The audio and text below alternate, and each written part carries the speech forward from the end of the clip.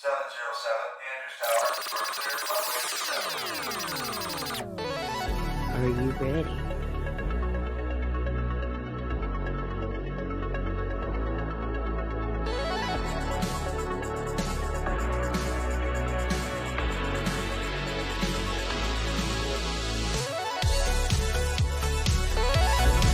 On this episode, welcome to Bucklesberry Lemonade, where true crime meets keen analysis. I'm your host, Lisa, joined by my co-host and handsome husband, Tim. In today's episode, we're diving deep into the unsettling world of female serial killers with a focus on two of the most notorious, Nannie Doss and Dorothea Puente. While often overshadowed by their male counterparts, these women carved out their own chilling legacies with subtle methods and surprising motives. We'll explore what drove Nannie Doss, the Giggling Granny, to murder her loved ones, and how Dorothea Puente, the sweet-looking landlady, concealed her deadly intentions beneath a facade of kindness. Grab your drink and settle in for an eye-opening discussion you won't want to miss. 7. Wow. Good intro, honey. Well, thank you, baby. What an interesting podcast we have for today. I mean, it really is. You know, in past podcasts, we did one on North Carolina serial killers, and we talked about Velma Barfield. Sylvia White. Sylvia White was a separate podcast. We talked about Miss Blanche Taylor Moore. Mm-hmm. And, I think that made us start digging a little deeper into the minds of female serial killers. Mm-hmm. And Nannie Doss and Dorothea Puente. And what their motives and what's behind. Men and women, for the most part, kill differently. They kill for different reasons. Yeah, absolutely. And we decided that we would just throw this out there just for some statistics. Okay. And like you said, we know that there are some differences, but the motivation, here's some characteristics of female serial killers. Motivation. Okay. Female serial killers are often driven by motives such as financial gain. And we're getting ready to go all through that with these two ladies today. Yes. Yes. Power or revenge. Both. Rather than the sexual gratification that's more common in their male counterparts. And they may also kill to remove perceived burdens or threats. And I can see that. Yeah, I can too.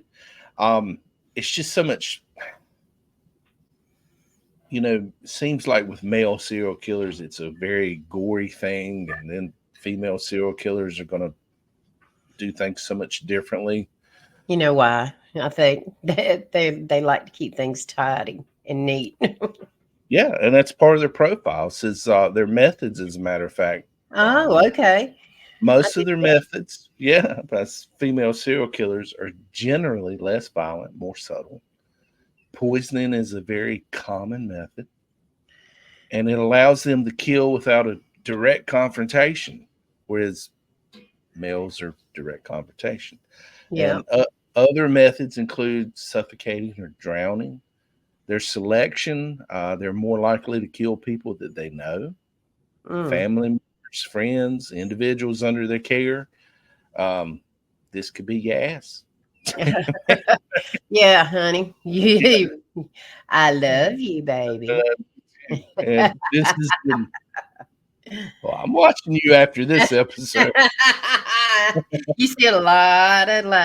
Yeah. I love this stuff. So. Oh yeah, it's interesting. So, and then in contrast to male serial killers who often target strangers, Their psychological profile is different. Many female serial killers um, exhibit traits of psychopathy or sociopathy, and they have a complete lack of empathy. They will put on a front and pretend to have empathy, but most do not. And women tend to be more empathetic, sympathetic. They have a high level of manipulation ability. They can really manipulate you. A superficial charm, meaning until you start to get to know them, you see past that charm. Uh-huh. And they usually have histories of high abuse and trauma, which can contribute to their criminal behavior. And Yeah, and interestingly they made it. enough, in the Yes, two women we're covering today, I they almost, did. They I horrific. almost feel They sorry suffered through for them. horrific. If they hadn't have been killers, you know, Yeah, mm, I'd feel sorry yeah, for them because yeah. they did. They as children. Oh my gosh. Suffered, and we'll go through that. Appearance and behavior. Female serial killers often appear nurturing and trustworthy, but they are not. It helps them gain power. It helps them gain access and power over their victims. They Mm, may take on roles that allow them to be close or vulnerable, such as caregivers, nurses, or nannies. And in part of my research, did you know 39% of all female serial killers come from some health related uh, field in a yeah, caregiver sort of role, either professionally trained or through schooling or self care or just whatever. that's Yeah, how most women are. I mean, they want to nurture, make people feel better. So that would be in that yeah. capacity. Most female serial killers are in their 30s to 50s. They often come from backgrounds where, like we said, they've experienced significant trauma or neglect, and that contributes to their behavior. And I believe that certainly with both the ladies today, um, Nannie Doss Mm-hmm. suffered a severe traumatic incident or accident that we'll go over, and Yeah. she was not allowed to heal from it. No. And then we know Dorothea Puente's, the notes highlight horrific abuse as a Horrific. child. Yes. Oh my. Doesn't excuse their later behavior, but No, it's but just, you can when you hear what happened, you can understand why they had the way they felt about different people and different like men in general. oh yeah, yeah. Yeah. It's it just it's crazy. it is very. Psychological traits. Okay. We're getting into what the FBI would profile, how they would profile a serial killer. Occupation, we just talked about that. Um, they Strong need usually, of control. yep, strong need for control. Um, but usually in occupation wise, they're in a caregiving role. Psychological traits. They have a high trait of being able to manipulate. A strong need for control, like you said. Mhm. Capacity to appear normal, even likable to everyone around them. Mhm. That's that superficial charm they talked about. They may have a history of relationship problems, often involving significant conflicts or abusive dynamics. And despite that, they always come out smelling like a rose. Oh, isn't it sweet? Mhm. Crime patterns. Female serial killers often plan their murders very carefully, taking steps to avoid detection. They might kill over a longer period of time and in ways makes the deaths appear natural or accidental. Is And in both of these. I mean, as in both of these have a very high kill. rate. I mean, count, and Mm-hmm. they are truly prolific. It's amazing. Um, History. Female serial killers have a history of previous criminal behavior, often related to fraud, theft, or other nonviolent criminal activities. However, they may not have a prior history of violence before they started killing. And it as we dive a little deeper here into Mrs. Doss and Mrs. Puentes, it's does this not apply to them? It does. It It is really spot does. on. Spot on. Everything. Yes, yes. I mean, Mhm. it's just but the way the FBI and law enforcement they take these characteristics and they use them to help identify and apprehend female serial killers. Yes, Um, I mean, they do, and it's crazy, but it seems like not all, 'cause you got just as many crazy women as you do men, but if you notice, a lot of women, they kill because they've been traumatized in some way or another, and they never could come back from it. yeah, yeah, absolutely. And like we talked about, the two we're getting ready to go over, Mhm. severe, severe. Yes. Yeah, it's a wonder they didn't turn out to be serial killers. Now, in this day and time, the Yeah. odds would be in their favor.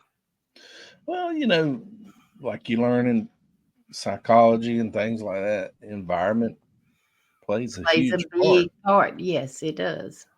And as we dive into Nannie Doss, you're going to have to pronounce it, the syndrome that we know she had, the Munchausen. How do you say it? Munchausen by proxy. Yeah, yeah. All in a need to have acceptance and attention Mhm. Yes. in a positive way compared If to the attention Yeah, she'd been getting. yes. I mean, but it just mm, it's sickening and it's sad. Very But sad. you can she had no upbringing whatsoever. I mean, when you No, hear her story, yes. harsh, very harsh. And Yes. it goes back to both of these ladies grew up in a time period, especially Mrs. Dawes. Women were treated like property, Mhm. That's and true. that's very unfortunate. I mean, violence has played a very heavy part in both of these women's upbringing, and Yeah. to their detriment and several other people's detriment over time. So, Mhm. This is true. all right, guys, that leads us up to our very first commercial.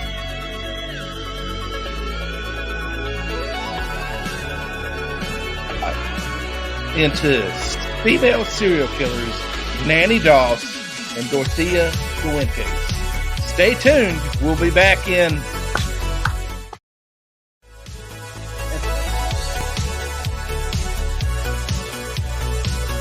All right. The music stops in 3, 2, 1. And welcome back to Bucklesberry Lemonade. I'm your host, Lisa. Please like, share, and subscribe this video, the Bucklesberry Lemonade podcast, and like this video and love our page. Give us some love. Now let's dive right into it. How about All Ms. right. Nannie Doss? Woo. She's Nannie our Doss. number one candidate. Yes, All ma'am. right. Nannie Doss, born Uh, Nancy Hazel, November 4th, 1905. And she left this world on June 2nd, 1965. and Nanny. she was responsible for the deaths of 11 people. Yep, between 1927 and 1954. She was also referred to as the Giggling Granny, the Lonely Hearts Killer, and the Black Widow, and the Lady Bluebeard. Yep. And I told you, I shared it with you that the interview that was done with her. Mm-hmm. Oh, it was. Ooh, Woo. yeah. Yeah, that's what it was. Yeah, yes. It's an But interview, guys. It can be found on YouTube, but basically, it's Nannie Doss interview. Look it up. I don't know who. I can't yeah. cite them, but it's a good interview. Wait till you see her. Ooh. And Yes. it will give you chills. Yes. Chills, chills, and You chills. you could tell the interviewer was worried. Nanny Doss will kill your ass. So uh, We had technical difficulties for a second. Please stand by. Mm, mm. give me a second. He, All he, right, guys. So much for the technical difficulties. That's my 100-pound uh Bulldog. sweet sweet bully, he had decided he was going to unplug me from talking. I guess he thinks I need to be quiet.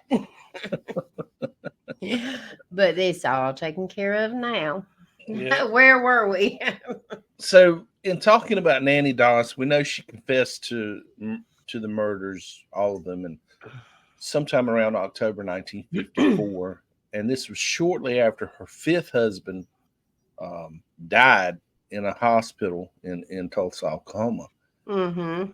And it was revealed later that she'd killed four husbands, Hmm. two children, one of her sister's children, her mother, her grandson, Two two grandsons. grandsons, and that's Her horrible. mother-in-law. Yeah. And Mm. you know, and go back to that interview. Miss Yeah, Nanny, she's crazy. she was crazy. Tell She us a little really. bit about her early life. She was born November the 4th, 1905, in Blue Mountain, Alabama. Um, she was born to Louise Lou and Mm-hmm. James F. Hazel. She had one brother and three sisters. Mm-hmm. Both Nanny and her mother hated James. He was a controlling and abusive father and husband. He Yeah. would force his children to work on the family farm, and he refused. He refused to let them go to school, which that's why Nanny had very poor academic performances. Mm-hmm. I'm not sure. It doesn't say if she ever finished any kind of schooling.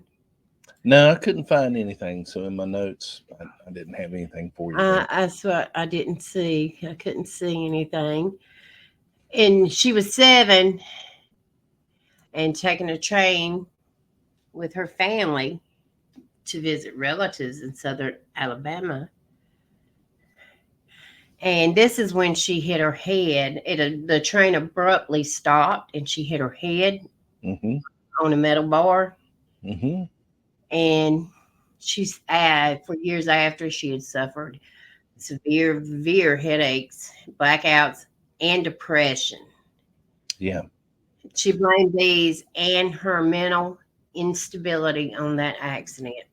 And do you know that her father would not allow her medical treatment? I know, yeah. Hmm. He gave her a few days, and she was put right back Back to to work on work. the field. On the He field. didn't. He said no. He didn't want no. If it Hmm. took time away from the field, And again, it goes back to treat it like property. You're a child. You're female. yep, This is where you're most valuable.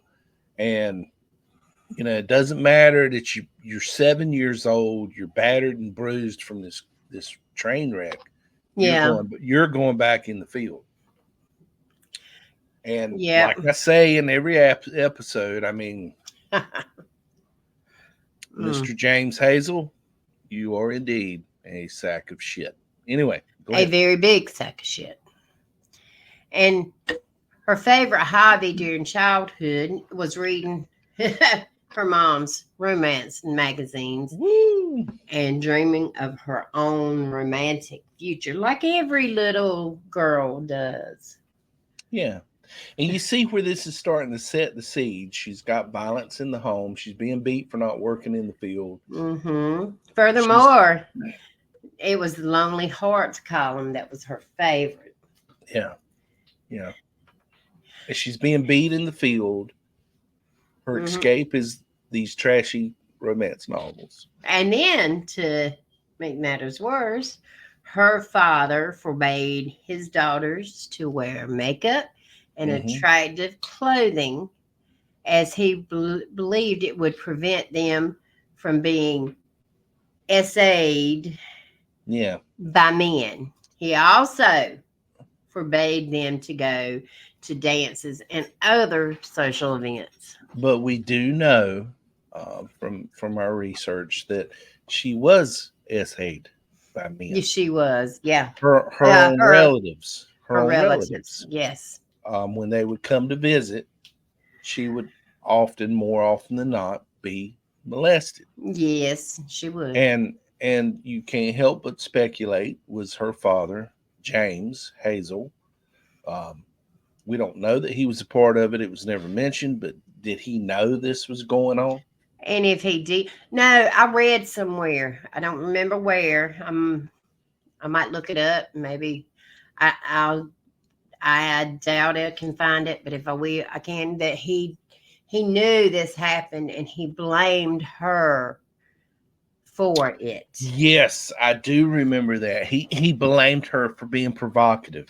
Yes, and this is another reason why he's a big piece sack of shit. Yep, he gets our sack of shit award. I mean, don't get us wrong, Nannie Doss gets the same award, but it goes back to what we were talking about. If you're looking through the profile and the characteristics, we've got early trauma. She wasn't allowed to heal from it. Then we couple that with sexual uh, or being essayed. Mm-hmm. Now we've got her fantasy part is taken over. She's realized she's got an escape in reading novels, Yeah. and it gives her a way out. So Yeah. we know that she's first married at age 16. She married a Charlie Braggs. Charlie was 17, and he was her co-worker at a linen factory. And her father approved the marriage after 4 months of dating. And the reason he approved it is because Nanny's psychological outburst from the trauma of her head injury in Mm-hmm. on the And train. not getting proper medical and psychological treatment from it. Yeah, she's starting to show out a little more because she's having violent outbursts. So, like a good little businessman, he finds a way to take care Profit. of, yeah, profit from it and get rid of one of his assets that's no longer performing, because that's how he looked at her. So she marries Charlie Braggs. He's her co-worker at a linen factory. Her father did give the approval after 4 months of dating for their marriage. And Braggs, well, I was going to read something in her words. go ahead.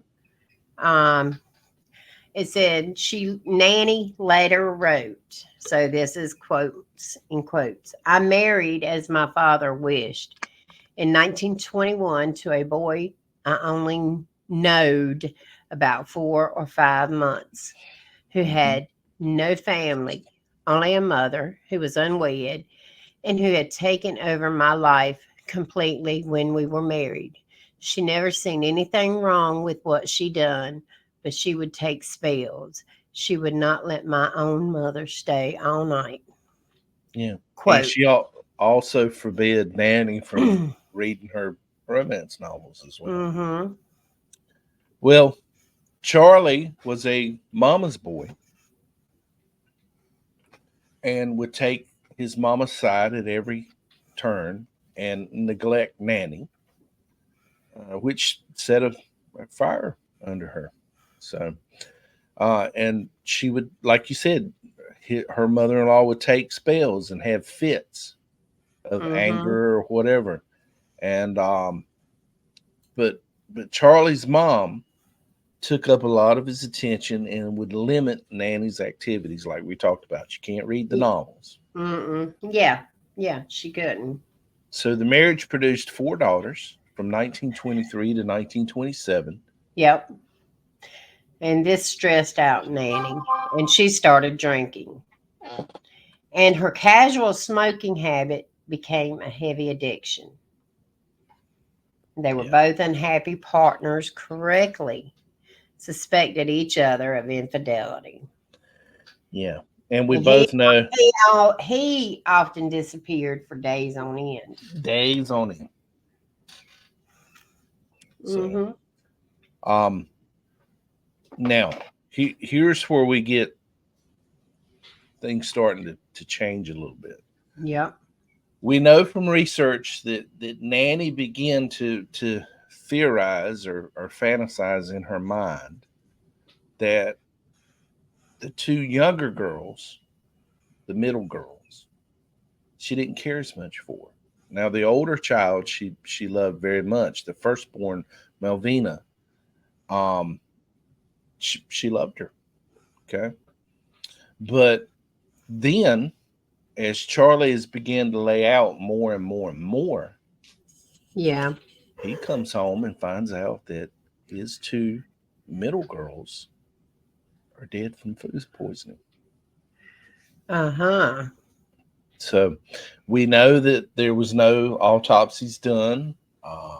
Nanny was not suspected in anything. She was treated like a very caring and doting mother, Yes, she um, was. because she's living in the house with her dominant mother in law. Her husband is a drunk and he's laid out whoring around. So Nanny gets all the attention and praise. And guess who's responsible for the first two children's murder? No, not not the middle two, not the Yeah, first. the middle two. Yeah. Let's keep on going. Let's don't Yeah. get ending away. Well, I think everybody knows where it's leading. Yes, I think they do, but let's So don't give it away. at some point in time, Charlie Braggs, took the firstborn daughter, Uh-huh. Melvina, and fled, leaving the newest child, Florine, behind. Now, interestingly enough, and I wonder how, Charlie's mom dies not much longer after Nanny took a job in a cotton mill to support Florine and herself. So now, Uh-huh. so now you've got two middle children who have passed from food poisoning. And she still got one. Two. One, but it didn't Braggs have the other one? He took the other one, He took the other one. but she Okay. still got the infant. But Yeah. mama-in-law, she dies under some mysterious circumstances too. But because Mm-hmm. Nanny has gotten all the attention, her husband's run off, she's lost two children, and now lo and behold, here she is trying to take care of her husband's responsibility, his mother. She has passed. Nanny is starting to love this attention. Very much so. Very much so. So we know she took a job at a cotton mill. Charlie shows back up, uh, and this time he shows up with um, A a the a oldest child, Melvina. Go and ahead. a divorcee. In the summer of 1928. So that was scandalous. Yeah. Now, soon after they divorce, and Nanny takes her two children back to her mother's home. So now, uh, Charlie Braggs, always maintained he left her because he was afraid of her. I saw that. I want to, and you know what? I might That would have him too. that well, looking at that interview, that some bitch better been afraid of her. He better. He needed to be scared of her. Well, why did he marry her in the first place? He was scared. Scared. Uh-huh. And then years, I don't know how long, I can't remember how long after Yes. almost a year. The summer of 1928 is when all this happened with her divorce, And then and she has a second she gets married a second time. mhm, And her second husband was Robert Franklin Harrelson. They met and married in 1929. They lived in Jacksonville with Melvina and Florine. After a few months, she discovered that he was, yeah, guess what? yeah, An, an alcoholic. And mm, and he had a criminal record for assault. yeah. Despite this, the marriage lasted 16 years. Hmm, It's a long time, isn't it? that is a long time. That is a very long time for her. Yeah, for her, yeah. Yeah, because I mean, she didn't kill him right to start with. Mm. Well, Uh-huh. around this time in 1943, Melvina, the oldest daughter, gave birth to Robert Lee Haynes. Another baby followed 2 years later, but soon died afterwards. I'm sorry. Oh my goodness. Exhausted from the labor and groggy from the ether, Melvina thought she saw her mother stick a hat pin within the baby's ear. That's I'd have got up and I'd have choked my mama. Now, keep in mind that at this point, Nanny got all this attention when her first two children, or her first middle children, died. She got all the attention when Charlie was hanging out drunk. She got all the attention when mother in law mysteriously died. And now here we are with Melvina's children. And Melvina's her favorite. Some of the speculation is she began to worry that Melvina may get trapped in the same kind of life that she had. And out of Mm-hmm. her love for Melvina, this is what happened. Yes, a sick, twisted. See, she's a sick woman. I have no sympathy for her, but I see where it started. Yeah. But she's a very, very sick woman, and I would, if that were my. Oh, So Melvina she. asked her husband and her other sister for clarification, and Nanny said had told them the baby was dead, and they noticed she was in fact holding a hat pin. Mm. However, the doctors could not give a positive explanation. Then the grieving parents, like a lot of parents do when they're grieving, they drift apart. And she started dating a soldier.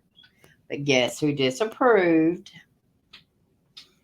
Yeah, because by all intent purposes, Melvina, Nanny's daughter, had married well, Mm-hmm.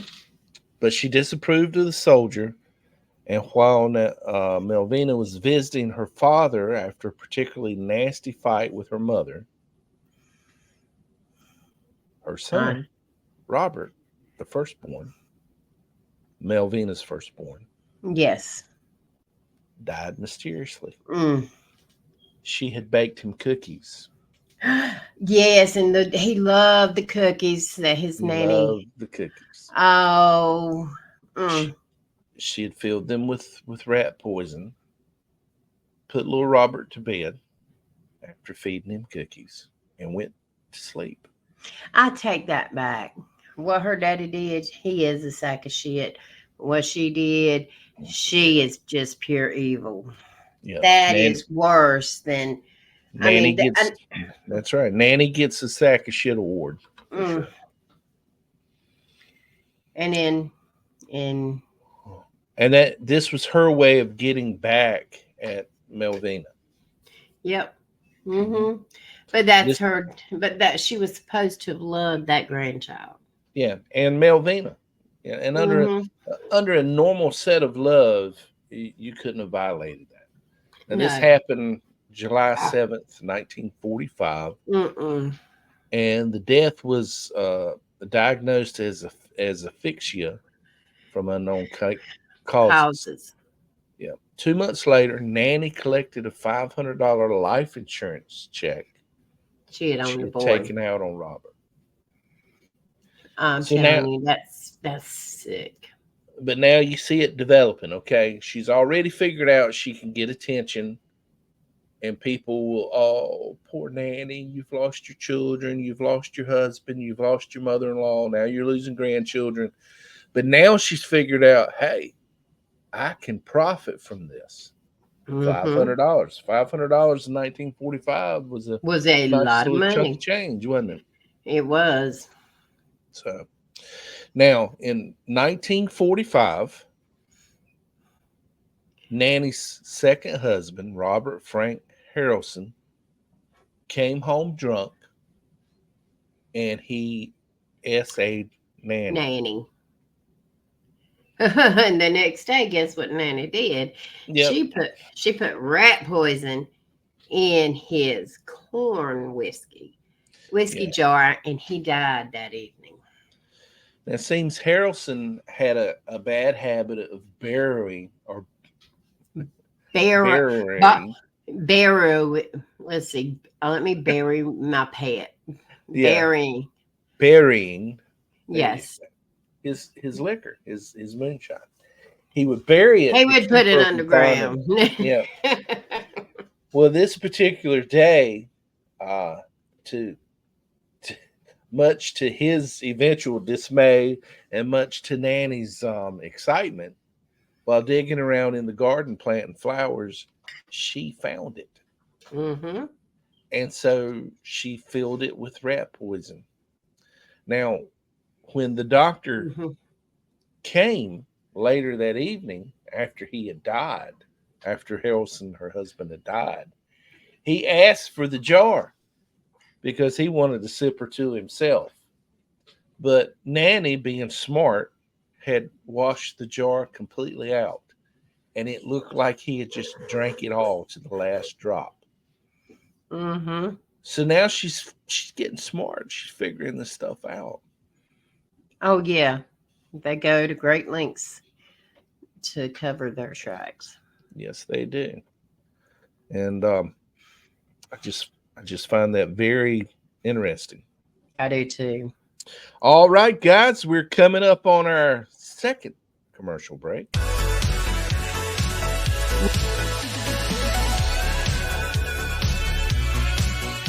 And my lovely wife, if you'll lead us out. I said we'll be back in 2 minutes and 2 seconds. Awesome.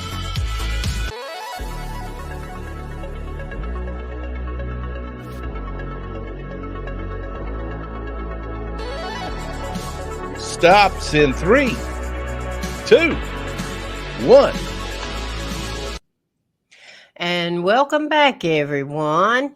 And let us continue. But first, don't forget to like, share, and subscribe.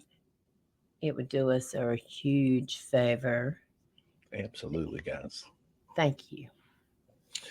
So, Mr. Let's get Harrelson, her third, no, Mr. Harrel, her second husband, Mr. mhm, Harrelson, he's gone. gone. He's Yeah. just gone. But then she married later on, and she met her third husband, Arlie Lanning, through another Lonely Hearts column. She while traveling in Lexington, North Carolina. And Mm. she married him 3 days later. And it looks like Miss Nanny has a pattern or a A type. type. Yeah. Because Artie was just His like her previous and husbands. husband's, an alcoholic womanizer. Mhm. But this time the cards had changed. She was the one who often disappeared, and for months on end. Hmm.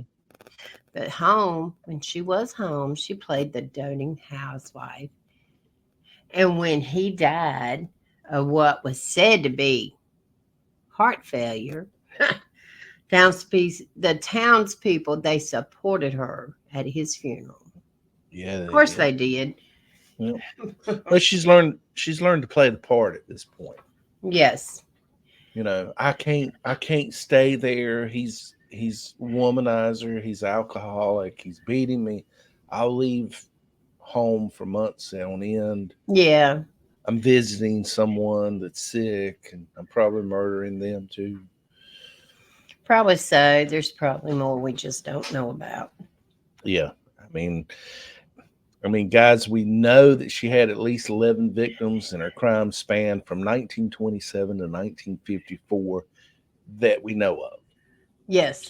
That she we know of. Soon after the funeral, the couple's house had been left to the deceased sister, burned down. Hmm. But the insurance money went where? To To Nanny. Miss Nanny herself. And nobody questioned the thing. But she quickly banked it.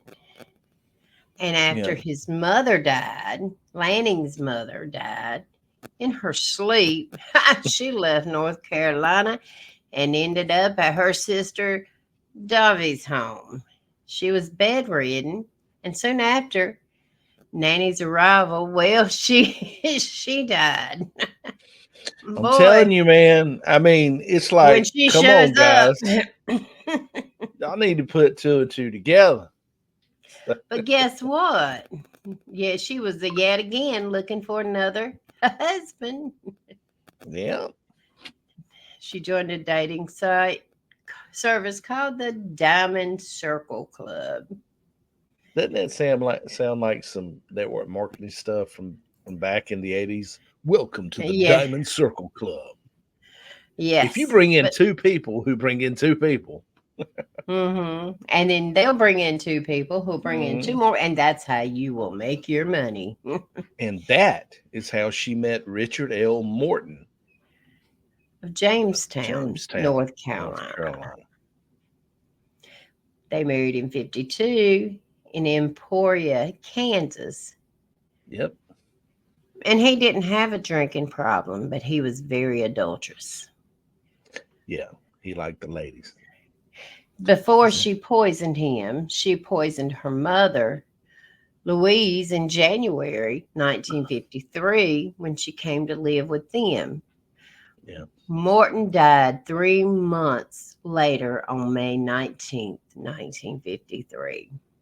Interestingly, her father had died around the same period of And time. she was mad because she didn't get a chance to kill Yeah. him too. Yeah. She So wanted to she wanted to get him. So instead, she she got she her got mama. she got Lulu, took Lulu out. She got her mama. So we know that Richard Morton died 3 months later on May 19th, 1953. Then Nanny marries poor Samuel Doss of Tulsa, Oklahoma in June 1953. Doss He's was a minister who had lost his family to a tornado in Arkansas. And right off the bat, guess what Samuel didn't like? those dag burn romance novels You reading those trashy romance novels? that his wife just adored. He was admitted to the hospital with flu-like symptoms. Yeah, imagine that. Yeah. They in the hospital, all they did was they diagnosed a severe digestive tract infection. He was Uh-huh. treated and released on October the 5th. Well, He died October the 12th, 1954. see, Blanche Taylor Moore would have fed his ass a chicken sandwich. Of course she would have. Ha! But Miss Nanny, she killed him that evening in her rush to collect the $2,000 life insurance policy she had taken out on him. This Mm. sudden death alerted his doctor, who very smartly ordered an autopsy. Mm-hmm. And, Yep. and the And autopsy revealed, guess what? a large amount Arsenic. arsenic. And then that's when she was arrested. Bless her heart. But before that, I think, didn't she go somewhere to meet somebody else? Um, I've read yeah, that somewhere. yeah. There was some. You're right. I wish I'd have remembered to put that in the notes. There was But somebody else. that's who She turned was her working in. on. Yeah, she was working on somebody else. Yeah. Because he said that all she was wanting to do about rushing them living in together, talking about life insurance and this getting married. And he said that he thought that she seemed kind of familiar. Yeah. And he looked at the 6 or 6:30 news. Excuse me. And That's they did Dorothea. not. Oh, okay. Wrong That's person Dorothea. then. Okay. Yeah. Oops.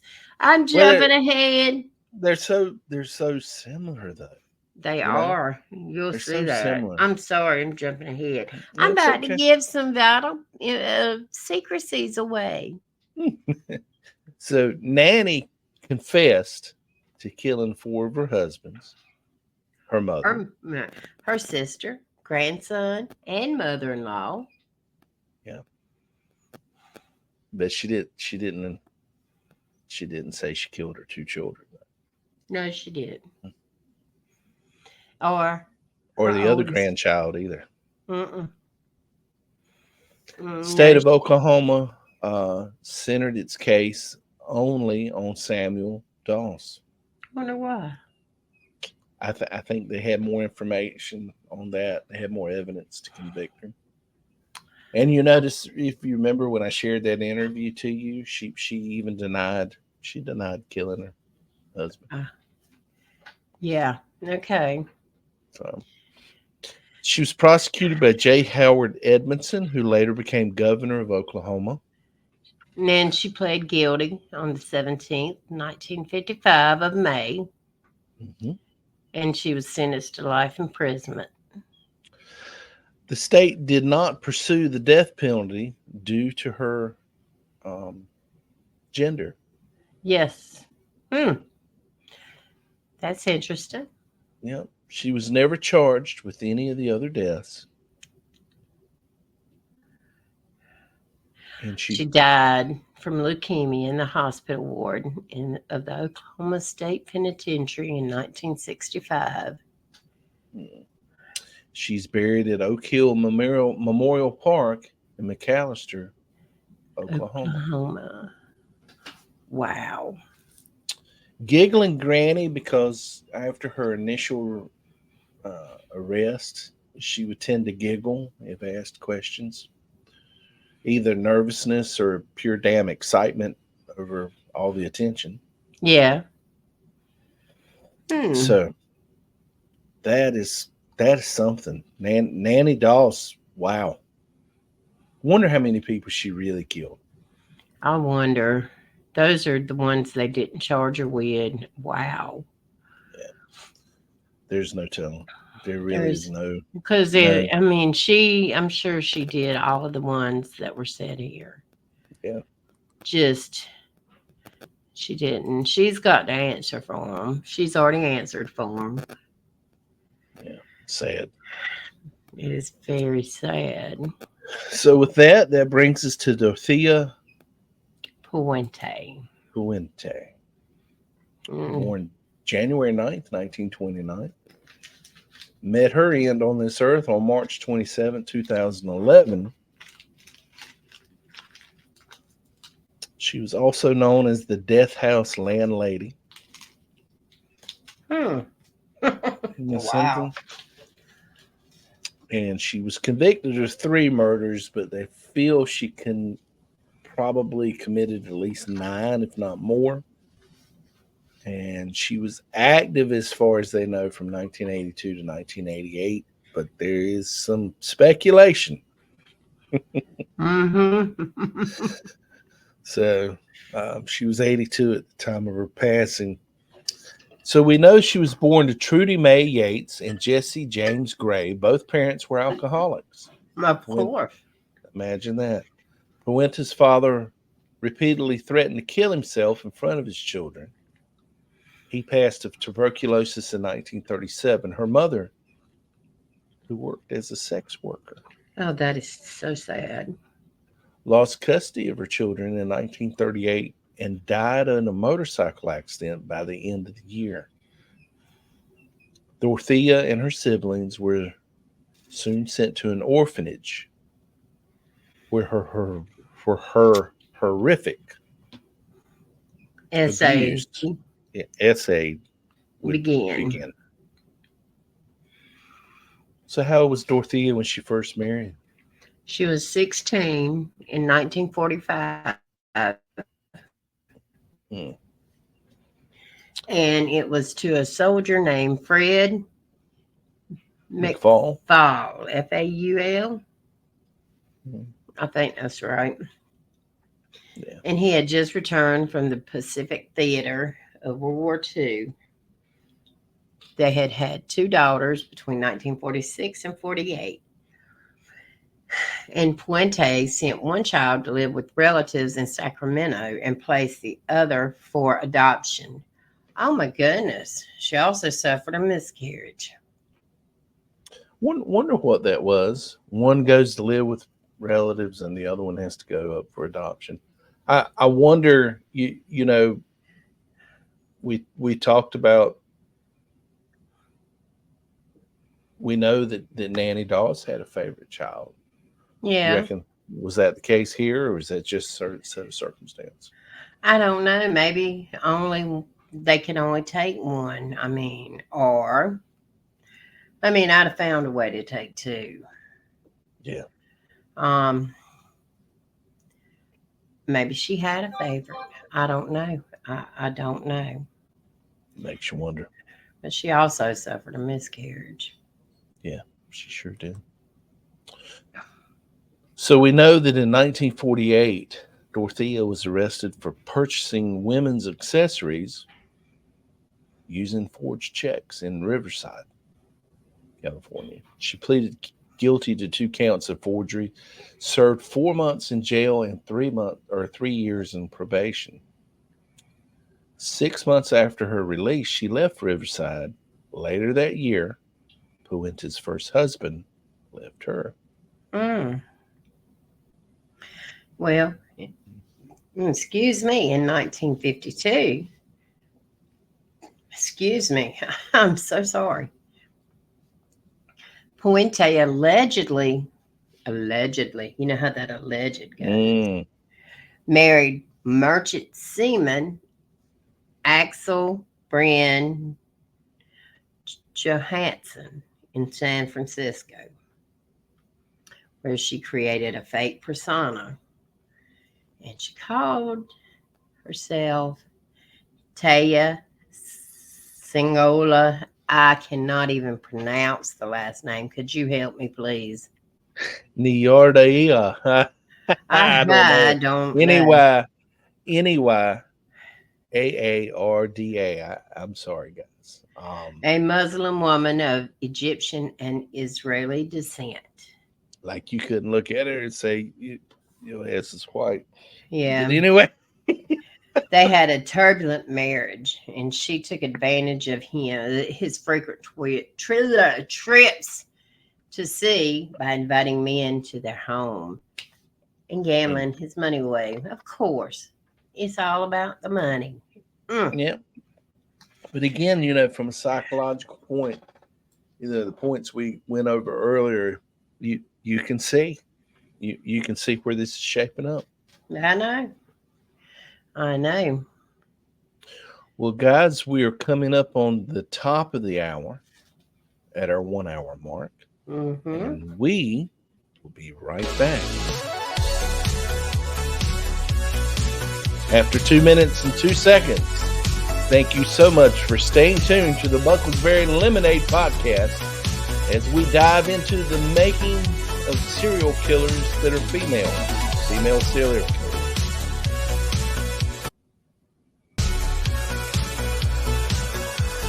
Music ends in 3, 2, 1. Hi, and welcome back. I'm your host Lisa, and my co-host is Tim. Wow. All right, I got a promotion today, guys. I am the new host of Bucklesberry Lemonade. Yes, you are. But please like, share, and subscribe. Regardless, it's not my fault. It's Labor Day weekend. Absolutely, guys. Hopefully, we'll have this up for you on Labor Day, if Like not before. we'll have it up, hopefully by tonight, this evening. Thank you so much, guys. You've grown our channel so much, and we really Yes, appreciate you. Thank you. Please keep yes. liking, sharing, and subscribing. And And with please, that, please, please, let's get back to Miss Puentes. all right. She was arrested in 1960 for owning and operating a bookkeeping keeping firm as a front for a brothel in Yep. Sacramento. So you can see how now she's learned this from her mother. Remember, her Mm, mom was a prostitute. yes, she did. She was found guilty and she was sentenced to 90 days in the Sacramento County Jail. Yeah. In 1961, Johan- Johansson. Johansson had Puente briefly committed to DeWitt State Hospital Mhm. after a binge of drinking, lying, criminal behavior, and suicide attempts. While there, they Wonder diagnosed. wonder what all she done during that little stretch of time. Well, anyway, done. I don't know, but that while there, the doctors they diagnosed her as a pathological liar with an unstable personality. You know not. Of course not. Never, never. They Puente divorced. Oh, go ahead, baby. You go this time. Pu- Puente and Johansson divorced in 1966. Although she continued to use Johansson's name for some time following their separation. She then assumed the identity of Sharon Johansson. Not That. Scarlett Johansson, but Sharon Johansson. Mm-hmm. Wow. And this time she wanted to hide her delinquent behavior and portrayed herself as a devout Christian woman. And she established her reputation as a caregiver, providing young women with a sanctuary from poverty and abuse without charge. You see already she's preying on the innocent. Mm-hmm. She was preyed on. Now she's returning the favor. So, you know, it's one of those things we talk about it all the time. You know, sack of shit is as a sack of Like shit shit does. does. Yep. But at the same time, it's that age old story. Hey, you're in prison. Why are you in prison? Well, my dad was in prison. He was a convict. And then his brother. Well, why are you a lawyer? Well, my dad was in prison. I want it. It's what you make of it. It's what you make out of it. So at this point in 1968, Dorothea married Roberto Jose Puente. After 16 months, they separated. Dorothea cited domestic abuse. She attempted to serve him with a divorce petition, but he fled to Mexico. Their Yeah. divorce was not actually finalized to 1973. So who was whooping whose ass in this relationship? I think it was the other way around, Yeah, especially if he fled. yeah, I think Dorothea was handing him his ass. So, I think so. so she, Well, she filed a restraining order in 75. yeah, the two continued to have a turbulent relationship, and she did indeed file a restraining order in 1975. She continued to use Puente as her surname for more than 20 years. Ah. Well, following her divorce, she focused on running a boarding house located near you. Not Yep. really. Located near 15th and F Street in Sacramento. She established herself as a genuine resource to the community to aid alcoholics, homeless people, and the mentally ill by holding Alcoholics Anonymous meetings and assisting individuals to sign up to receive Social Security benefits. Well, you remember in the research that the local social service were referring patients to her. Mm-hmm. Yep. It goes to show you, I mean, she was trying to change her public image to that of a responsible older matron. Uh, Yeah, yeah, and the other thing that she would do,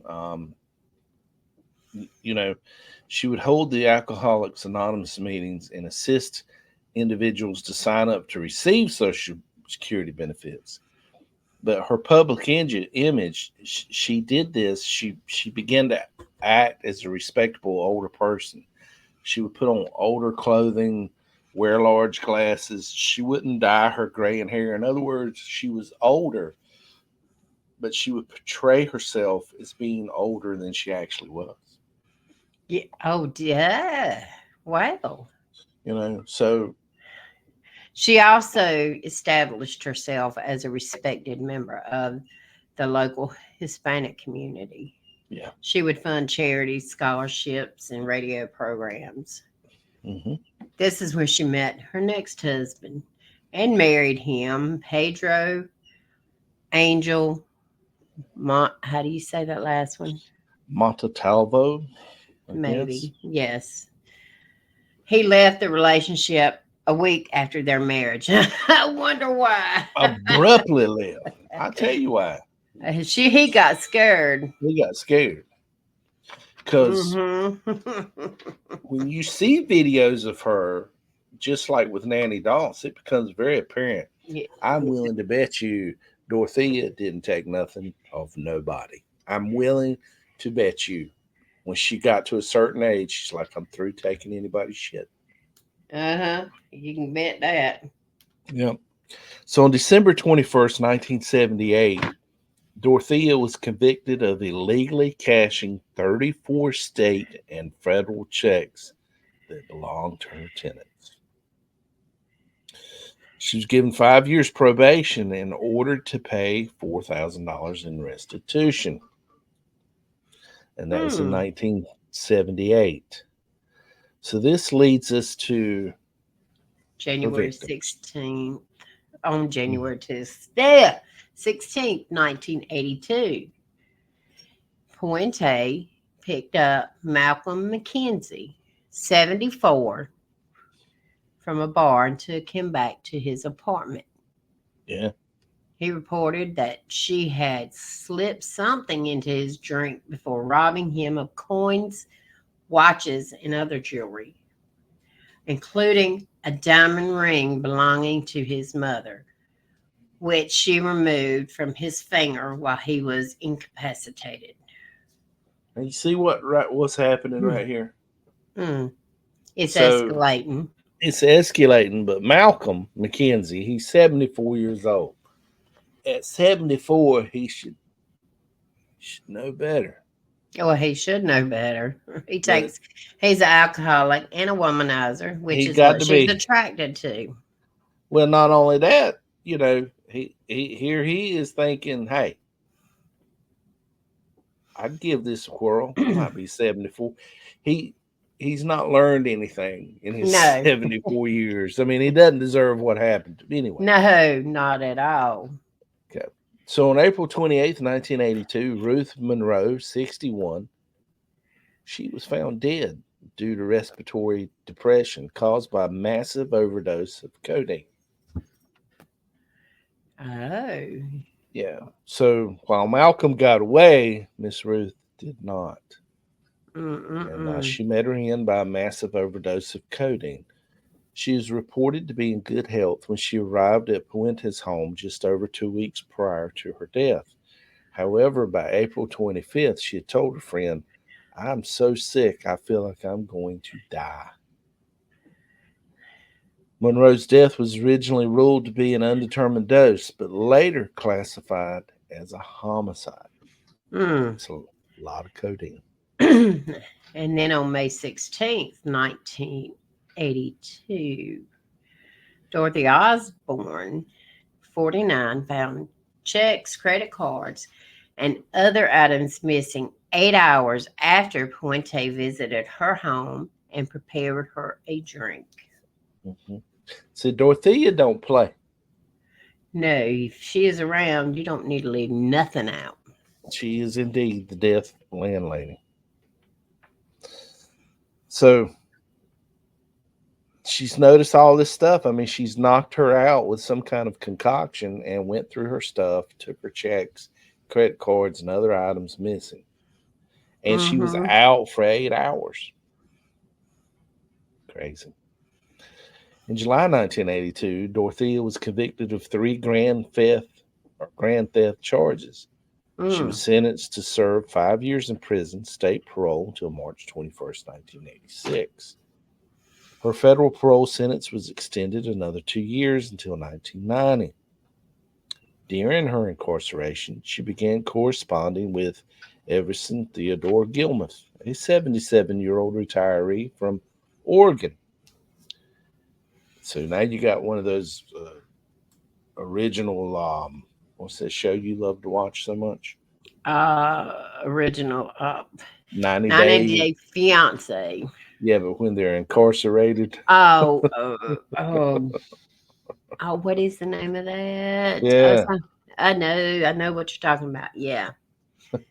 Yes, I can't think of it right now.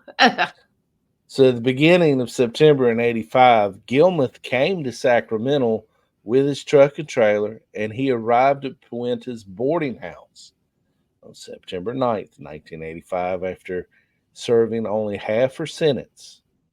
Dorothea was released from prison. And who picked her up? Well, that would be Theodore Gilmuth and Ricardo or Dorcia. And I'm Uh, sorry. Okay. O R yeah, Dorica. Okay. a close friend Hmm. who lived with his family in the downstairs flat at 1426 F Street. Yeah.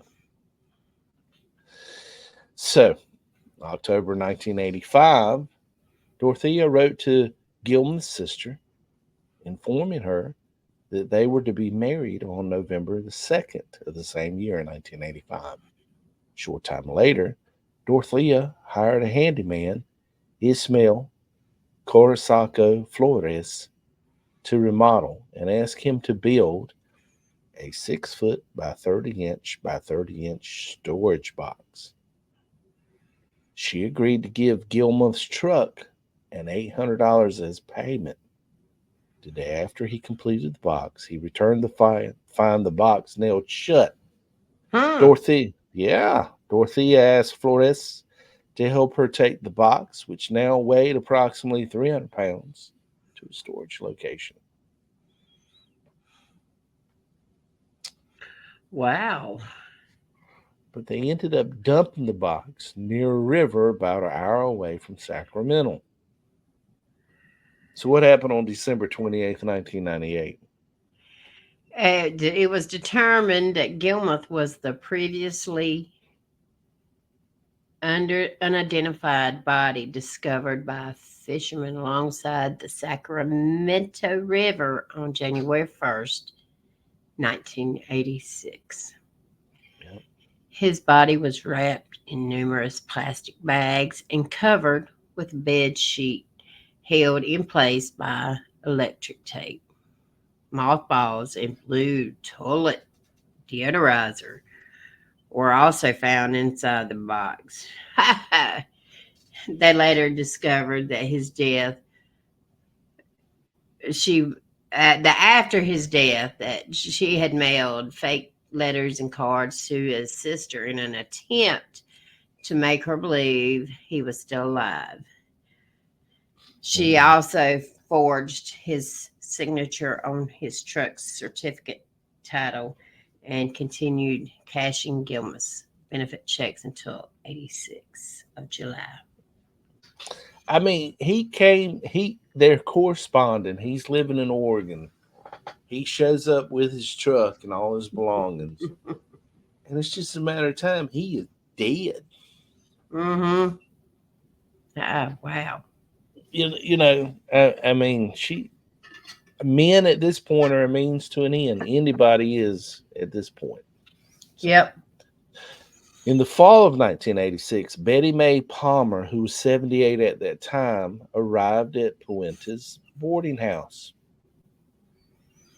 On October 14th, 1986, Dorothea obtained a California ID card with her photo and Palmer's name. 2 months later, Oh.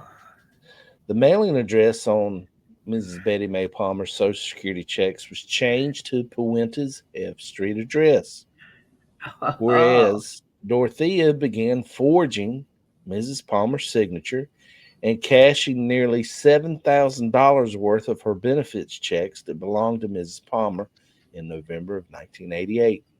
Oh, wow. Palmer's partially dismembered body was discovered in a shallow hole in Dorothea's front yard. Her head, Mm. hands, and lower legs have never been found. Oh, Toxology reports reveal the presence of doxa, doxylamine, an over the counter antihistamine, as well as haloperidol. I can't pronounce that. H I A can't L either. O P R I D O L, and flurazepam, both of which were previously prescribed to Mrs. Betty Mae Palmer. Mrs. Palmer was identified on January 24th, 1989, through comparison to previous medical x rays.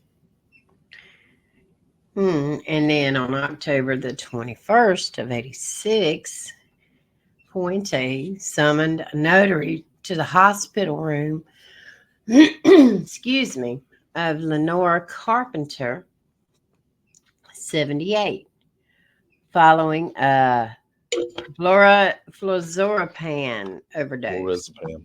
Fluoxazepam. She was given power of attorney over Carpenter and began cashing her Social Security checks. Ah, just 10 days later. Mm-hmm. December, after Carpenter was released from the hospital, she went to live with Miss Dorothea. Once Mm-hmm. again, she returned to the hospital, and just a few weeks after, she was discharged. In February of 87, she disappeared. In November of 1988, her body was found in the southeastern corner of Puente's yard. Mm-hmm. Toxicology reports of Miss Carpenter's brain tissue revealed the presence of codeine, diazepam, and fluorazepam. Back to that codeine. Mm-hmm.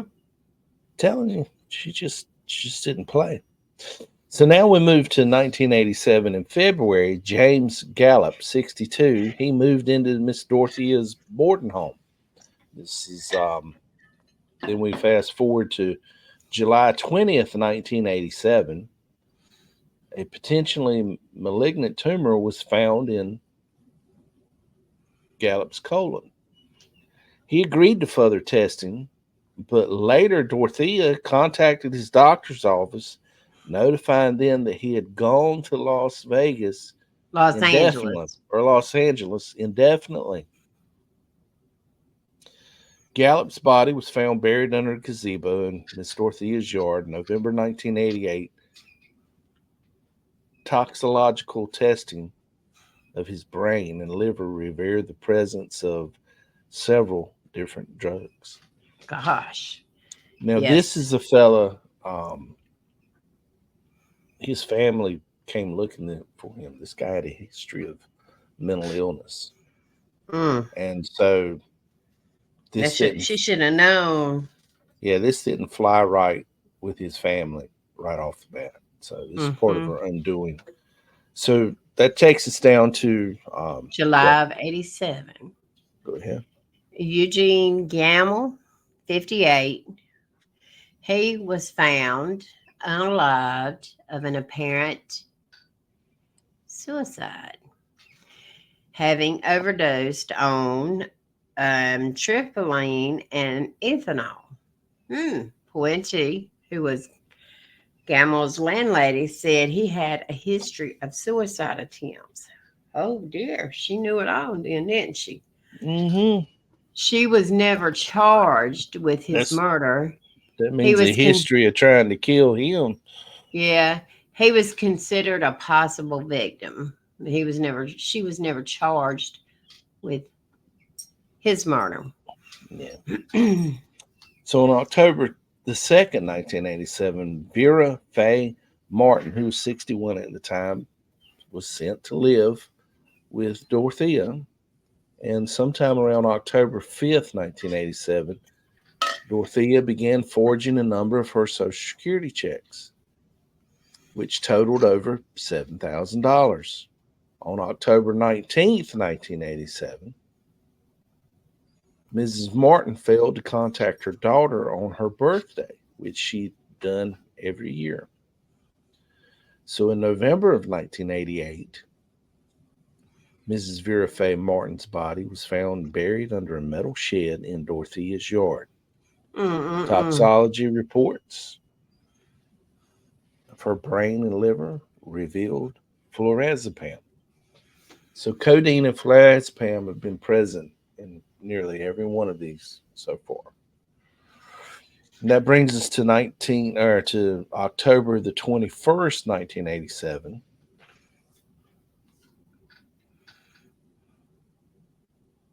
You want to read that one? Oh, do you want me to? I thought you were going to No, you go ahead. October the 31st, 21st, Yeah. 1987. Dorothy Miller, she was 65, and she was placed in an upstairs a flat in Miss Puente's home, and she introduced Miller to Ricardo. Oh, how did you say this? Or Dorcia And the Circa. okay, and the following November, or O R D Dorothy O R I C A, guys. Sorry. became the representative payee for Miller's Social Security benefits. Just weeks after her arrival, she had disappeared, and on November the 20th of 1987, Puente hired a carpet cleaner to remove a large pile of foul-smelling slime in Miller's room. She let her rot there. Puente continued to forge Miss Miller's checks totaling over $11,000 after she was no longer at her house. Her remains were later discovered buried under a slab of concrete near some rose bushes. Tissue samples from Miss Miller's brain revealed the presence of carb carbamazepine Yeah, and it's for flurazepam. whew, where's she getting all this? She just mm. I don't think I'm I do those. not I, you would think, I don't know, maybe these people are so downtrodden, you would think that they would get that bad vibe kind of thing. Yeah, I would, after a while, yeah, I would be thinking I don't want to go there. So many people have died. Mm-mm. Mm-mm. So on November 29th, 1987, Brenda Trujillo was sent a letter um, to the Social Security office, sent a letter to the Social Security office in Sacramento, and she accused Dorothea of stealing her Social Security checks totaling $3,500. Trujillo had met Dorothea in the Sacramento County Jail in 1982, and the two later shared a prison cell. After her release, Trujillo moved into Dorothea's boarding house, where Dorothea helped her apply for Social Security benefits. And Brenda Trujillo claimed that Dorothea drugged her, called her parole officer, caused her parole to be revoked before Trujillo received the checks. Oh my goodness. Hmm. She didn't care. She wasn't No, partial. She wasn't no. partial. And in February of 1988, Alvaro Burke Gonzalez Montoya, 51, arrived at Puente's home. In March, an application designating Dorothea as Montoya's benefits payee was filed. At the end of August, a roommate saw a man cleaning Montoya's clothes out of the closet. He had missed an appointment on August 29th and was last seen on August 24th.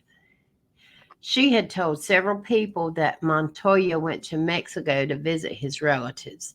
Social workers continued to attempt to contact Montoya in September and October to no avail.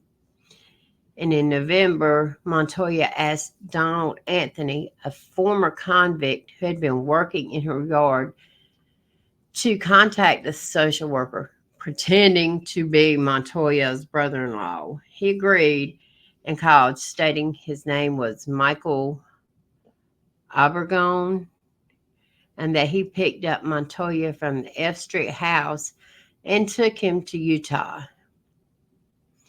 And she's got it all going on, don't she? She's got it planned out. So the Social Security worker who was suspicious told Dorothea she was going to call the police. And on November 10th, the social worker received a letter reportedly from Michael Obregon, wrapped in a paper towel to avoid fingerprints. Days later, Montoya's body was found buried adjacent to a carpenter. Toxicology reports, once again, The presence present of flurazepam, uh, diphenhydramine amitriptyline. and carbamazepine. He had Sorry. prescriptions, all of the drugs except for the carbamazepine. I don't know how to say that. Damn, she wouldn't do it up to you, wouldn't she? Oh, Woo! yes. All right. So Benjamin Fink, who was 55 at the time on March 9th, 1988, was also sent to live with Miss Dorothea. His brother, Benjamin's brother, visited him on a weekly basis for 6 weeks. By the end of April, Benjamin Fink was gone. Another attendant reported smelling a foul odor coming from his room, but was told by Dorothea that it was just a sewer backup, just on your part of the house, I guess. On April 29th, Dorothea received 12 bags of cement. That June, she had a hole dug next to the door of the metal shed, which she later filled in with concrete. In November, Benjamin Fink's body was discovered in this area, wrapped in plastic, knotted bedspread, secured with duct tape, and covered with blood-absorbent towels. So she does them all the same way. Yep.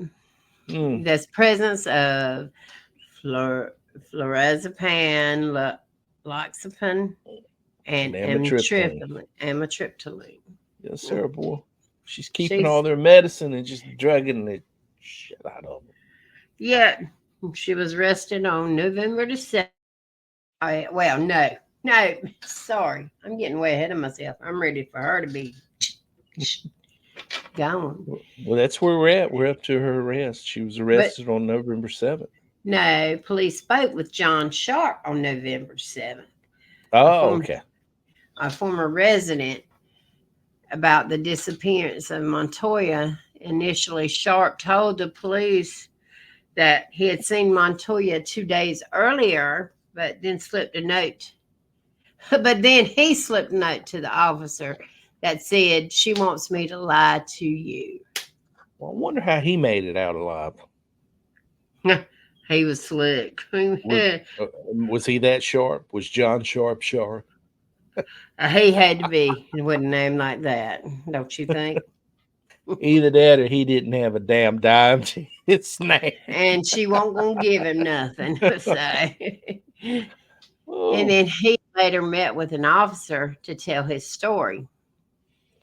On November the Hmm. 11th of 88, a detective returned to Miss Puente's residence and, with her permission, began digging in areas that appeared to be recently disturbed. Well, that's all over the whole damn yard.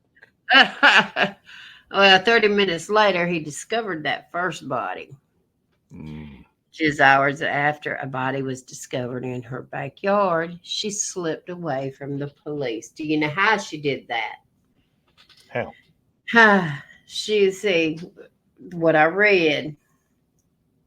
She said, am I going to be arrested? They didn't have enough right at that second. They had discovered what they thought was a trunk, but they Hmm. didn't know for sure. It was actually a bone.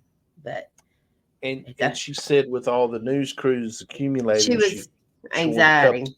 and wanted a cup of coffee or something like that. And they let her go to walk down to this coffee shop, and she slipped away, and she was Can we gone just for six. slip away?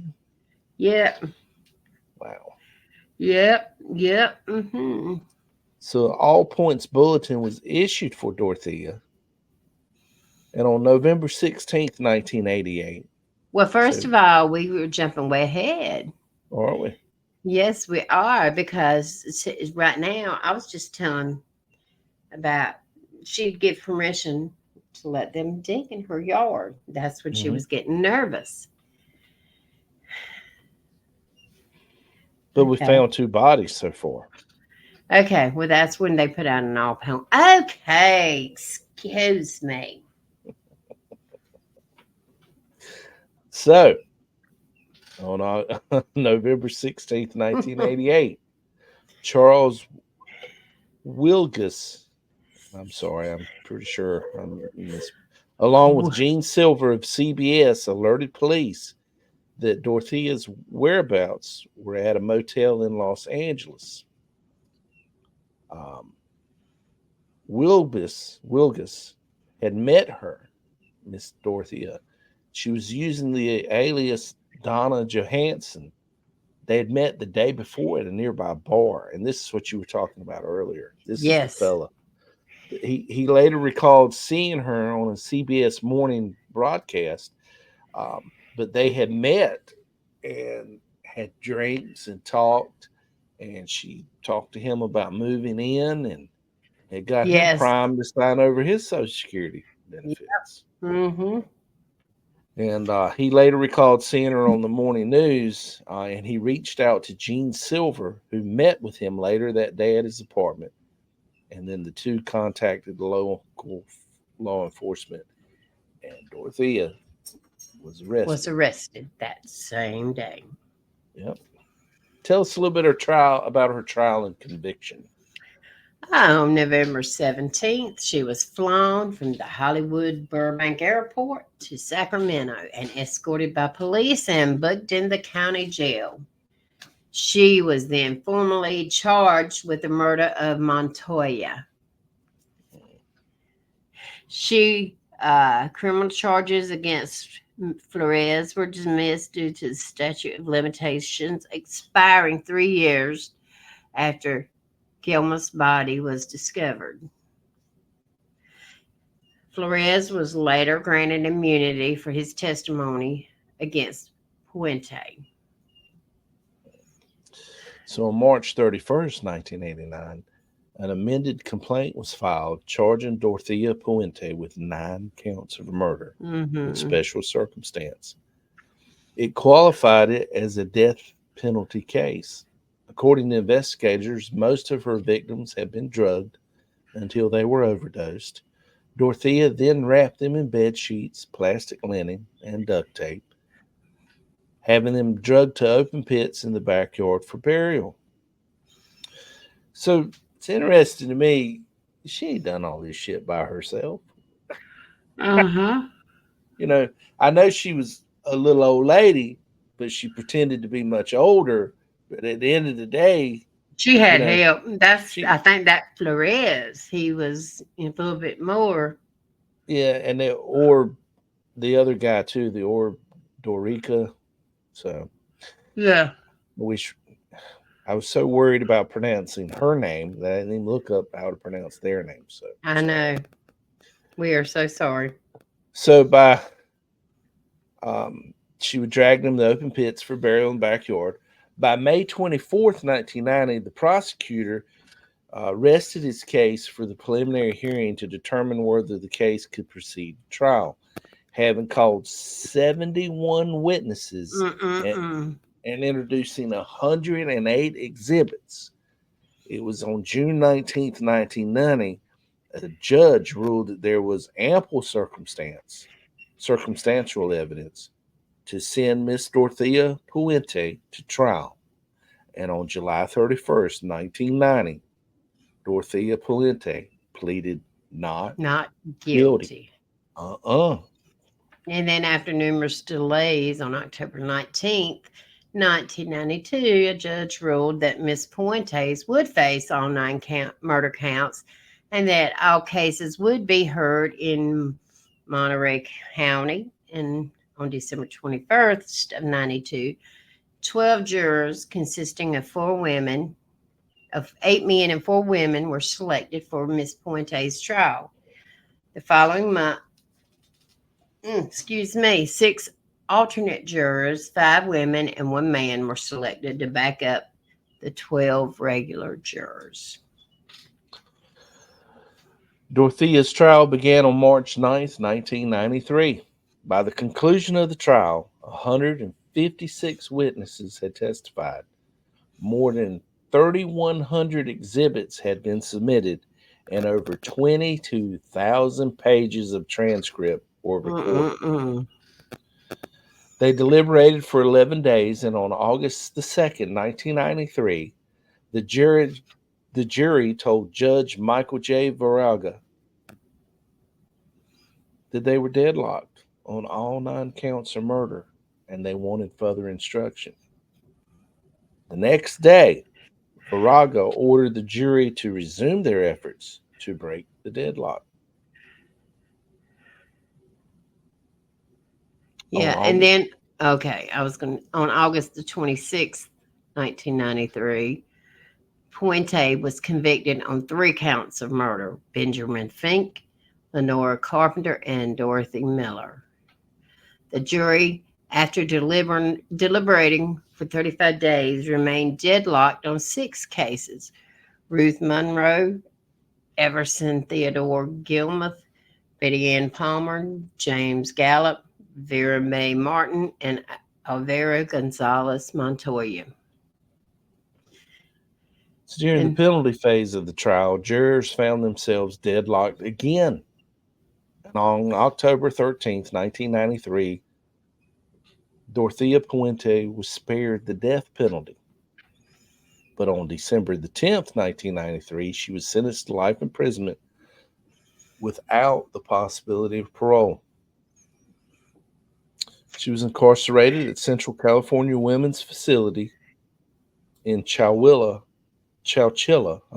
California. hmm, well, Then on March 28th, 1997, an appellate court in San Jose affirmed Dorothea's murder convictions but ordered an examination of juror misconduct allegations. And after a 3-day hearing, it was determined on September 25th, 1998, Judge William D. Curtis rejected each allegation of jury misconduct in Puente's trial. Miss Puente, she died in prison at Chowchilla on the 27th of March, 2011. She was 82 years old, and she died from something what she gave them no choice to die from: natural causes. Yeah, and that's something. And, Hmm. it's interesting. In one of her interviews, she made the comment, "I was a good person once." When? So in one of her interviews, I know, she but when was she a good yeah, person?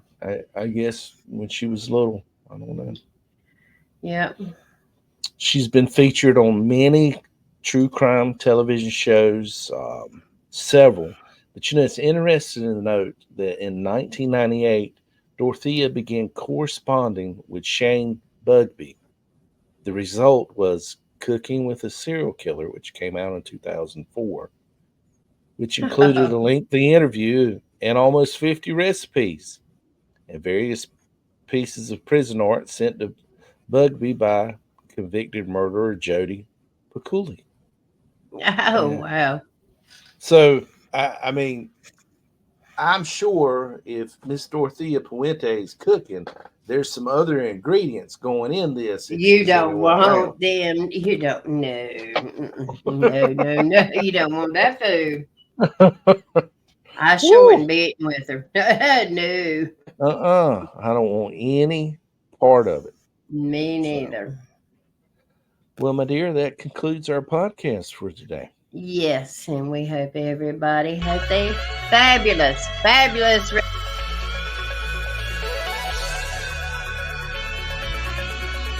Thanks, everybody. like, Until share, next time. subscribe.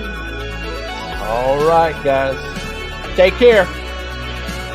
Bye.